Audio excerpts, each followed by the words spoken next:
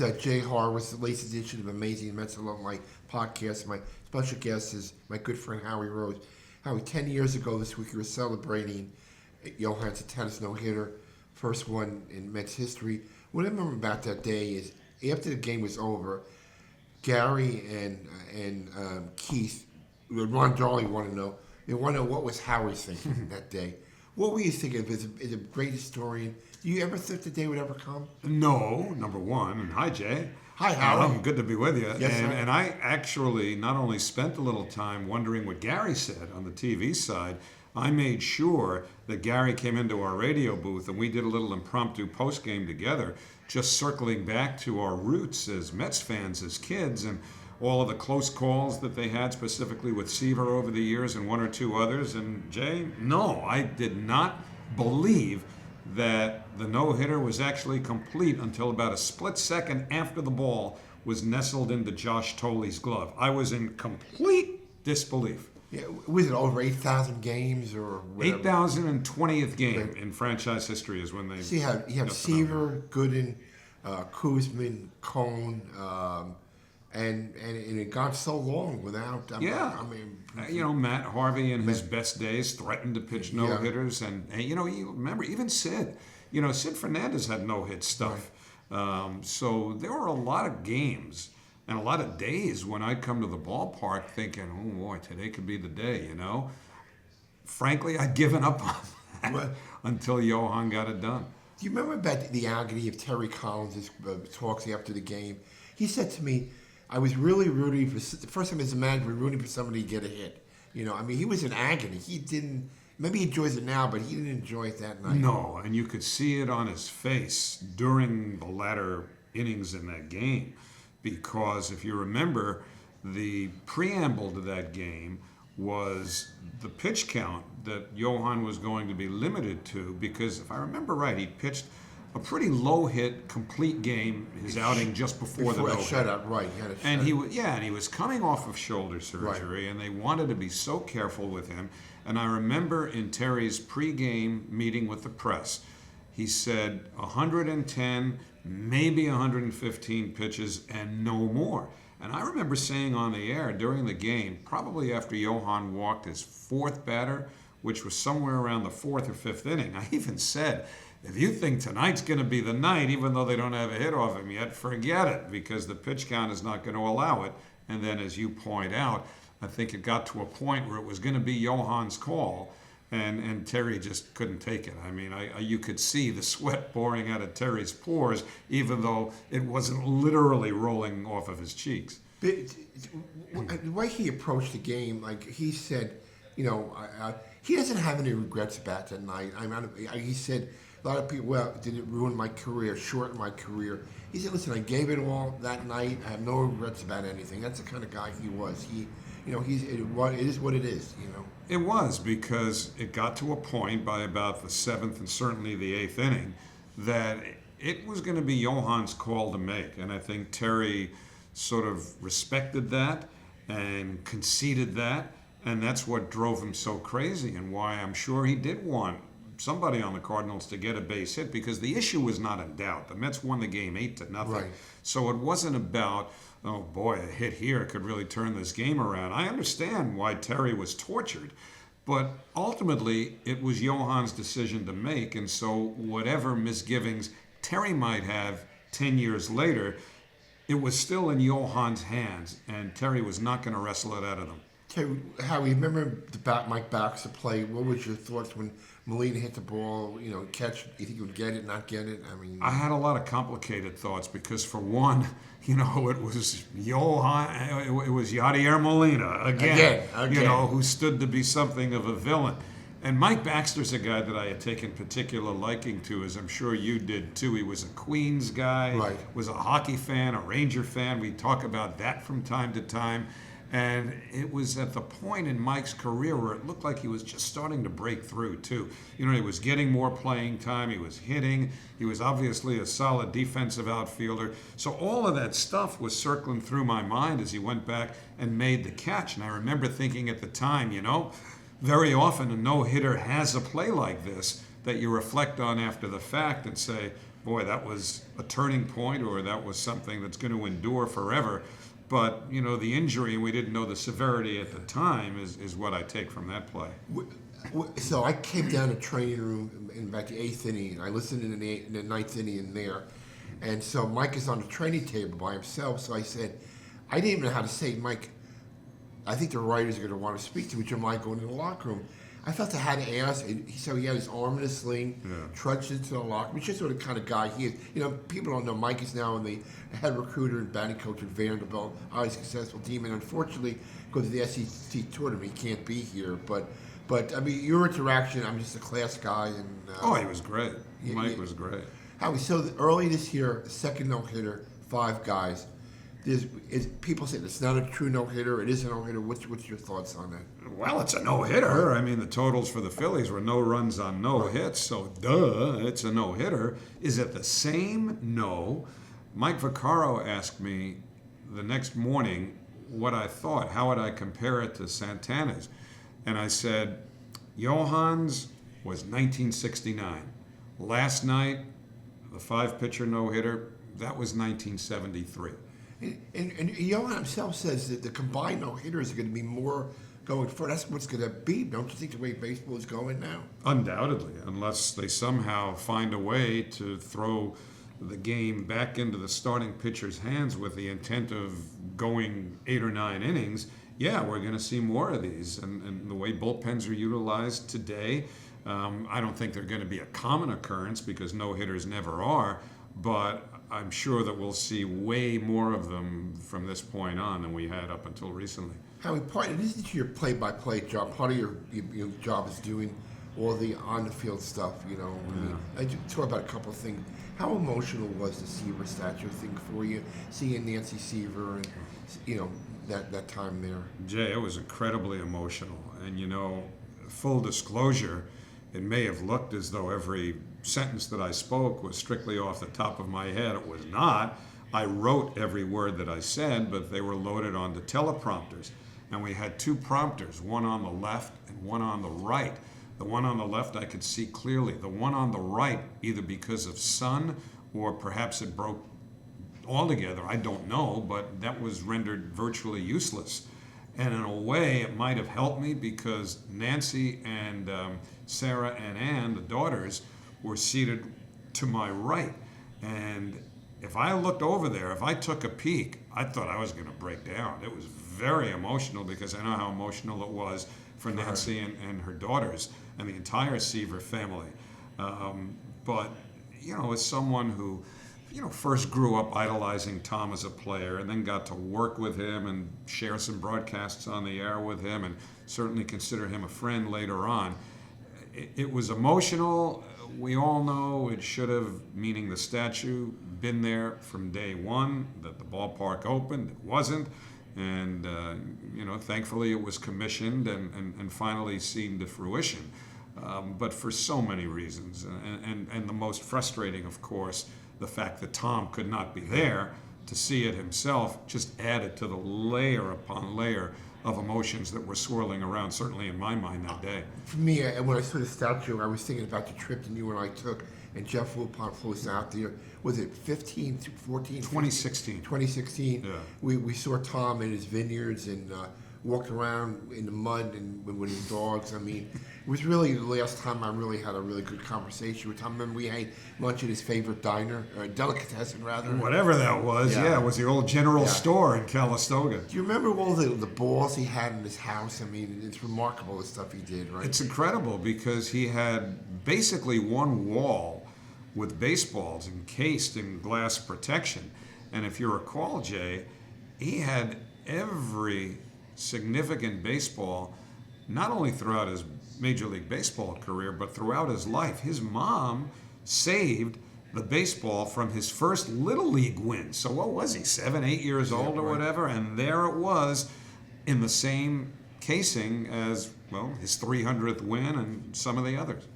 So how nervous do you get when you do the opening day, the 40th anniversary, the 69 team?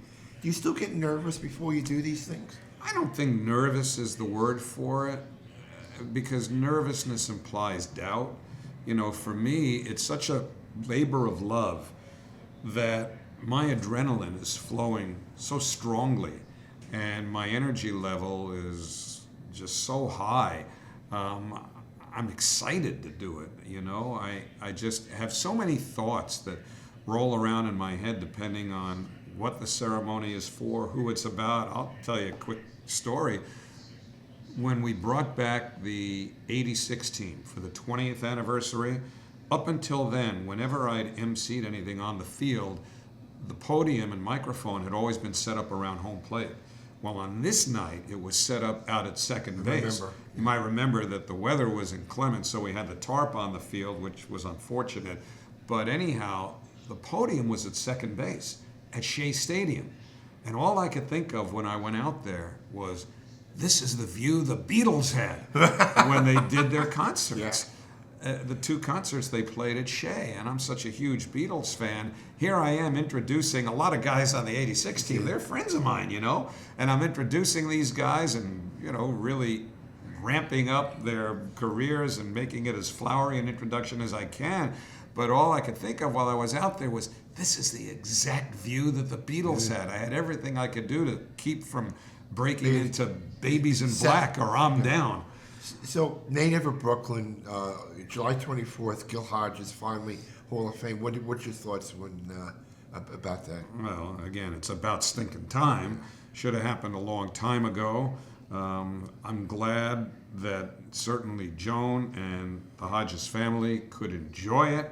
I wish they could have enjoyed it certainly when Joan was younger and in better health. 95. She still watches on TV. God bless. Yeah, she still watches on TV. God bless. But, and yet we have a lot of good alumni events. Then July 9th, we retire Keith's number. You knew Keith a long time. To me, he hasn't changed one bit since he was a player. I mean, he's still Keith. Well, he has to be because he's created a brand for himself, you know.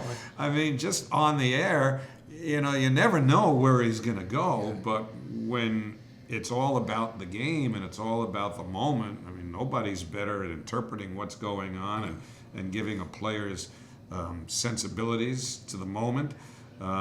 He's another guy, Jay, that, and I know I'm biased, I cannot be objective here because he's a friend of mine.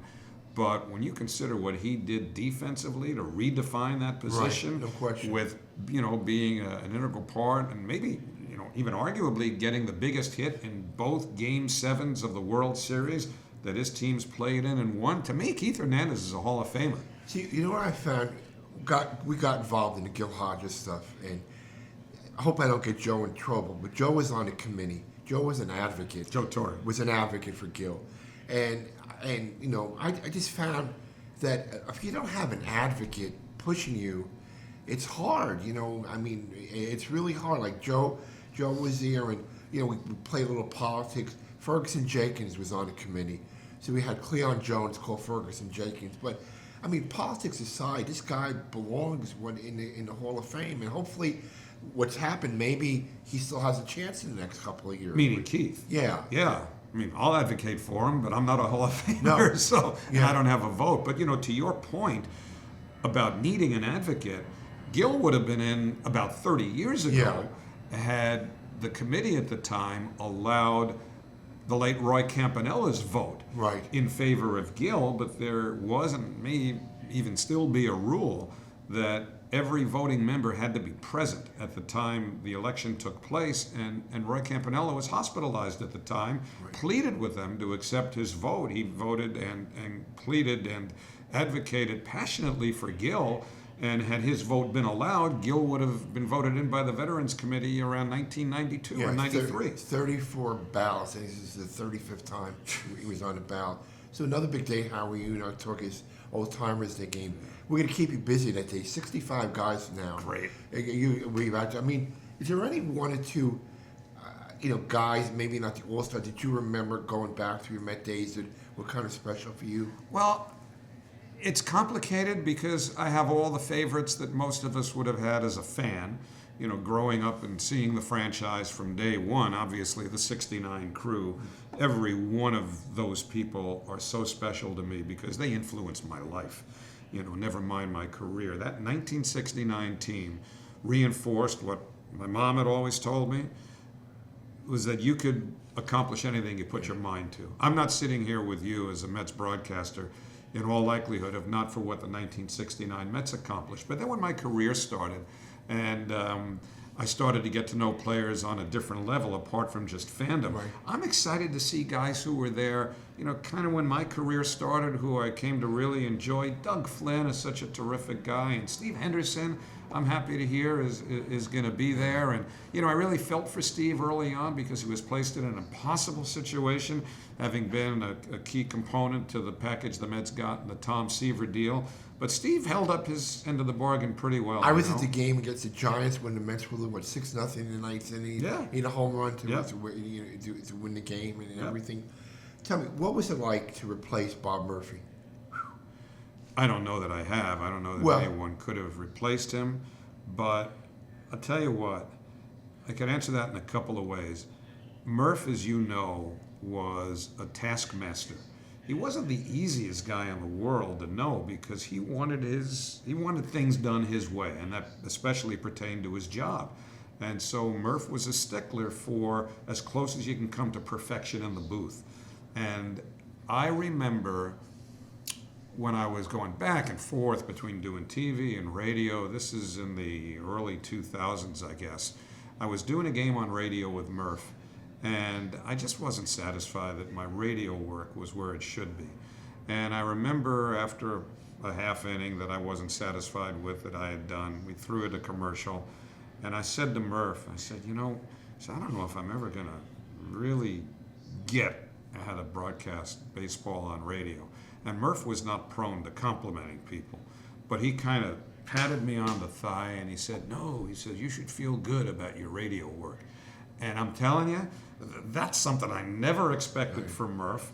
I felt like I'd gone to the moon in a rocket ship because he just made me feel that good. That He was a always turning very point for nice to me. When I first began, he took me under his wing and really was very supportive of my career.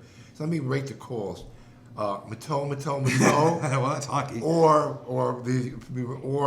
I think the ball's got a chance. Mike Piazza's home run. Well, we could joke about this one has a chance because you're going back to the famous home run that Mike hit on September 21st, 2001, first game after the 9/11 attacks. And the full story, I don't know if I ever told you, the full story behind this one has a chance. Let's back up about 3 hours before game time. I was doing TV that night, and the executives from MSG Network, for whom we televised the game, came into the booth, and they said, this is going to be like no other game you've ever done. It's a very solemn occasion. So you can't be yelling and screaming like you would ordinarily. You have to low-key it and just understand that we're still feeling our way through this, and I don't think anybody's just in the mood to be hysterical the way we might be if the Mets won an emotional or an important game. Well, okay, so with all of that hanging over my head, Mike hits the home run. And I'm thinking, well, I can't go berserk here. It's a seminal moment in this franchise's history, perhaps. But I've got to kind of low-key it. Well, our old friend Charlie Samuels would tease me from time to time whenever he was around me when that call was being replayed. He would say, with that little lisp of his, he'd go, hey, Howie, have a chance? You think it had a chance? The ball's going to the Whitestone Bridge. You think it had a chance? Well, the reason I had to say this one has a chance is because I had this mandate not to be overly exuberant. And so I tried to pat it down. Matteau was at the game recently, wasn't he? At our game here, yeah. I saw him this past weekend at a wedding, too. I mean, you maintain a relationship with him? Yeah, we're friends, and I've played golf with him. Should see him hit a golf ball, by the way. And every May 27th, one of us will text the other. That's the anniversary of the game. So, we've kind of become a traveling roadshow. So, Jewish Sports Hall of Fame, New York State Baseball Hall of Fame, now New York State Hockey Hall of Fame. Yeah, that's cool. Monopoly on Hall of Fames. I guess. I mean, it's pretty flattering. I think what it means is I'm getting really old, and they're probably figuring we might as well get these licks in now. So, it's flattering. Howie, how long have you been on Twitter? A year, 2 years? Twitter? Yeah. You want to hear something ironic? The first day that I went on Twitter as one who would. I mean, I had, what do they call them, burner accounts or something? I had an account only because I needed to follow what was going on with other writers and broadcasters. But I always said I'm never going to tweet because I know what's going to happen. I'm going to have that second glass of wine with dinner, and I'm going to say, yeah, I can get away with this. And then I realized, ooh, I shouldn't have sent that. Well, luckily, that hasn't happened. I've kind of learned how to manage what I do on Twitter. But the first day that I tweeted, it was when the pandemic hit and everybody was locked up and locked in. Right. And I was really feeling detached and in need of connecting with a fan base. Yeah. Do you believe what date it was? It was on April 11th, 2020. April 11th was the date in 1962 that the Mets played their very first game in the National League, and that's the date all those years later that I unknowingly, I didn't realize it until after the fact, tweeted for the first time. It's great. It's very enjoyable. Howie, this year's team, how would you, for a broadcaster, 2 9-inning rallies against the Cardinals, Philadelphia? He keeps the listeners there more. I mean, no lead is unreachable now. I mean, no, that's a great point. I think it does keep the audience engaged. I think even in a recent game, when they scored 7 runs in the 8th inning to go ahead, they ended up losing in the 9th. But it just reinforces that this is a team that you don't tune out. No lead appears to, I know it's cliche, but no lead by the opposition appears insurmountable.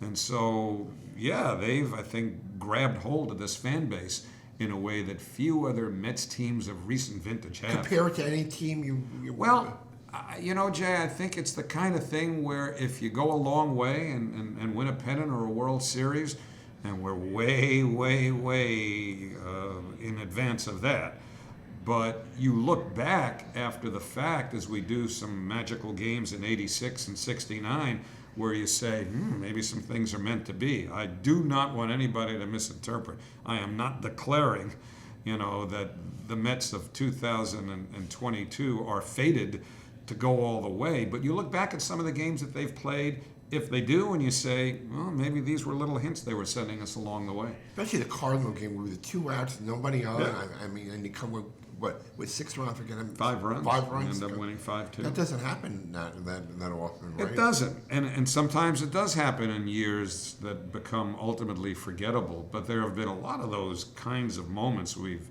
gone through this year over the first couple of months where you say, I don't know where this season's going, but the first little while's been really special. You deal with Buck on an everyday basis. Yeah. I mean, how important is a guy like that, a veteran guy, knows the market, knows to deal with the media? How much is that important for the success of the club? I think it's impossible to understate or even to overstate what Buck has meant to this team, because there's a feeling you get around a team from year to year that lets you know where they're at in terms of cohesion. Are they all on the same page? They don't have to like each other, but is there a unity of cause that, again, may sound kind of trite, but it's noticeable some years more than others. And largely because of Buck, this year it's as noticeable as it's ever been. I mean, whenever there's an odd play, whether it's a rundown, whether the other team is having some frolics on the bases that you need to take advantage of defensively, whatever the play is that needs to be made, everybody's involved. Everybody knows they have a job to do. No detail has been spared. That's Buck. And I'll even take it one step further. Organizationally, from top to bottom, there's a professionalism around the Mets this year that even last year wasn't necessarily the case. It's just different. I mean, you could probably feel it too. Sure. There's just a different feeling and vibe around this club that is so, and I keep coming back to the one word, professional. Maybe they go all the way, maybe they don't. Whether they make the postseason or not, it doesn't change anything. Yeah. The fact is, this is a well-oiled machine right now, from top to bottom. Yeah, he Buck's got a little Terry Collins in him, the way he approaches things. Yeah, Buck's, you know what Buck is? he's a manager in every sense of the word, and he's got the benefit of X number of years' experience of having managed in this town. And you know what I love about him? He hasn't won the World Series yet. I remember thinking when they hired Buck, the same as I thought when the Rangers hired Mike Keenan, that Mike had a pretty impressive resume, but he hadn't taken that last step. He hadn't won a Stanley Cup, so there was an extra layer of motivation there, and Mike got it done. Now with Buck, he's a little older than Keenan was in 1994, so I think, yeah, there's that special urgency that Buck feels because he's had a tremendous managerial career, several Manager of the Year awards, but he hasn't climbed that final step up the mountain. One more hill to climb, if you would. Howie, lastly, I know you missed some games to take care of your health and everything, and tell us how you're feeling. Great these days, knock on wood. Yeah, feeling pretty good. Just managing the schedule. What do they call it now? Load management in the NBA. But a lot of us. I was talking to John Sterling recently, who's finally going to take some games off this year, thankfully. And a lot of us, Denny Matthews with the Royals, Greg Schultz with the Arizona Diamondbacks, and quite a few others, particularly radio guys who generally do just about every game. Right. When you get to a certain point, when you've got a certain amount of miles on your tires, if you're going to be there at the end of the year, and if you're going to go through the entire postseason, and look, I know I'm taking some long road trips off, meaning out west, but I don't care. If they're in the postseason, I don't care if those games are in Timbuktu, I'm doing those games.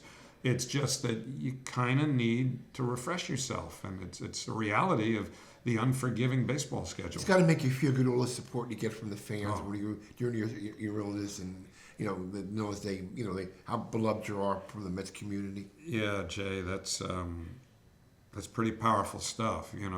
Jay, full disclosure, he was calling me every day.